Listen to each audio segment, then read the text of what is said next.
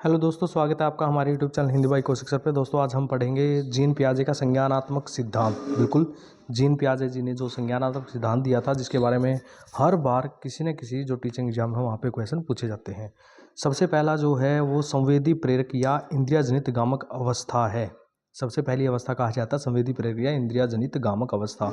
यहाँ से क्वेश्चन जरूर पूछे जाते हैं, ध्यान से सुनना कि इस अवस्था का समय जीन पियाजे ने जन्म से 2 वर्ष तक माना, अर्थात जन्म से लेकर के 2 वर्ष तक की जो अवस्था मानी जा गई है वो मानी गई है संवेदी प्रेरक या इंद्रिय जनित गामक अवस्था।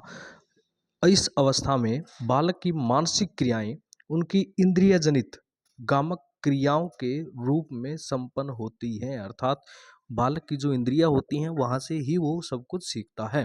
बालक वस्तुओं एवं लोगों में एक दूसरे से परभेदन एवं स्थायी पहचान व प्रतिक्रिया करता है, ठीक है। और बालक में चिंतन शक्ति का अभाव होता है। चलिए आगे बात करते हैं कि इस अवस्था में बच्चा किसी भी वस्तु को झपट्टा मारकर लपकने की कोशिश करता है। बालक इस अवस्था में दूसरों पर निर्भर होते हैं। इस अवस्था में बालक में उत्तेजना पाई जाती है, ये सबसे इम्पोर्टेंट पॉइंट है यहाँ पे। और इस अवस्था में बालक में सर्वाधिक कामुकता पाई जाती है। बच्चा इसमें शारीरिक क्रियाओं के साथ समन्वय करते हुए संसार का अन्वेषण करता है। ध्यान रखना, शारीरिक क्रियाओं के साथ अन्वेषण करते हुए, शारीरिक जो शारीरिक क्रियाएं हैं उनके साथ, ठीक है, संसार का अन्वेषण करता है। उसके बाद जो दूसरी अवस्था है जिन पियाजे जी ने बताई है वो है पूर्व संक्रियात्मक अवस्था। वो पूर्व संक्रियात्मक अवस्था क्या है? इस अवस्था का समय पियाजे जी ने 2 वर्ष से, अर्थात 0 से 2 वर्ष के बाद 2 वर्ष से 7 वर्ष तक का समय माना है पूर्व संक्रियात्मक को। इस अवस्था में बच्चा नई सूचना और अनुभवों का संग्रहण करता है। इस अवस्था में बच्चे में आत्म केंद्रितता का उदय होता है। पियाजे ने इस अवस्था के 2 उपभाग किए हैं। इस अवस्था के 2 उपभाग कौन कौन से? प्राक संक्रियात्मक अवस्था और अंतर्देशीय अवस्था। प्राक संक्रियात्मक क्या है भाई? इसका जो समय होता है 2 से 4 वर्ष तक का माना जाता है। इस अवस्था में बालक की चिंतन शक्ति प्रारंभ हो जाती है। ध्यान रखना, ये क्वेश्चन कई बार आ चुका है कि बालक की चिंतन शक्ति प्रारंभ कब होती है। तो कब होती है? 2 से 4 वर्ष तक का जो उसका समय होता है, जिसको प्राक संक्रियात्मक अवस्था कहा जाता है। उसके बाद है अंतर्देशीय अवस्था। इसका जो समय है वो 4 से 7 वर्ष माना गया है। इस अवस्था में बालक सामान्य मानसिक क्रियाएं जैसे जोड़, घटा, गुणा, भाग आदि आसानी से कर लेता है। आत्म केंद्रित बच्चा संसार में जो कुछ विद्यमान है वह सब उसके लिए ही है, ऐसा सोचता है। ध्यान रखना, ये जो 4 से 7 वर्ष तक का समय है जिसको अंतर्देशीय अवस्था कहा जाता है, वो आत्म केंद्रित होती है। अर्थात बच्चा मानता है संसार में जो कुछ भी विद्यमान है वह सब उसके लिए ही है, ठीक है। इसलिए इसको अंतर्देशीय अवस्था कहा जाता है और इसीलिए कहा जाता है आत्म केंद्रित है। इस अवस्था में बालक में समझने तथा तर्क करने की अच्छी तरह सोचने की शक्ति पूरी तरह अभाव पाया जाता है। अर्थात बच्चा तर्क नहीं करता, नहीं कर सकता और अच्छी प्रकार से सोच और समझ नहीं सकता। इससे बच्चे इस अवस्था में कल्पना से हवाई किले बना लेते हैं, अर्थात कल्पना की अवस्था भी इसको कहा जाता है एक प्रकार से, कि ये जो अवस्था है वो कल्पना की अवस्था है।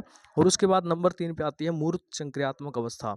ये मूर्त संक्रियात्मक अवस्था क्या है, अगर हम उसके बारे में बात करें, इस अवस्था का समय पियाजे ने 7 से 11 वर्ष तक का बताया है। इस अवस्था का जो समय बताया वो 7 से 11 वर्ष तक का बताया है।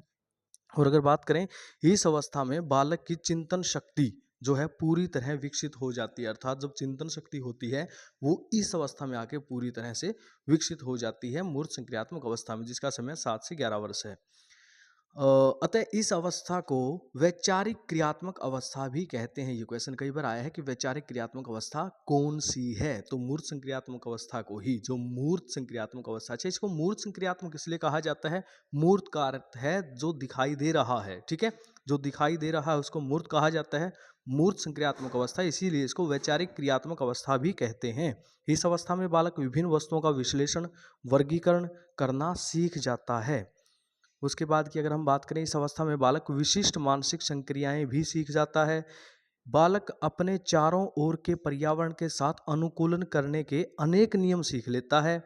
अब वे वजन या दूरी के मापों को अच्छी तरीके से समझ लेता है। वजन और दूरी के माप की, ये चीज़ इतनी दूर है लगभग और इसका वजन लगभग इतना है। उसके बाद बात करते हैं, इसी अवस्था में बच्चे यथार्थ की दुनिया को समझना शुरू कर लेते हैं, अर्थात वास्तविक जो दुनिया है, उनके सामने जो दुनिया है उसको समझना शुरू कर लेते हैं।